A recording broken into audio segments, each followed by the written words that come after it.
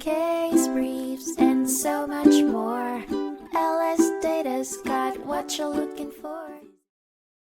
In a crucial ruling for labor law, the court confirmed that it cannot issue an injunction solely based on an alleged breach of a no-strike provision in a collective bargaining agreement. It notably clarified that such issues are to be handled by the arbitrator. Importantly, with this decision, the court further reinforced the long-held position that grievance disputes are best settled by methods agreed upon by the relevant parties, such as arbitration. In essence, this ruling preserved the potency and sanctity of collective bargaining contracts, while also limiting court interference in labor disputes. In this light, it upheld the judgment of the Court of Appeals, affirming that the district court was not authorized to enjoin the strike until the arbitrator delivers its decision, even in the face of the Norris-LaGuardia Act's provision against injunctions that inhibit an individual's rights to cease work or maintain any employment relationship. Thus, the judgment underscored the primacy of arbitration in resolving labor disputes and cemented arbitration as a fundamental instrument in industrial relations within the United States.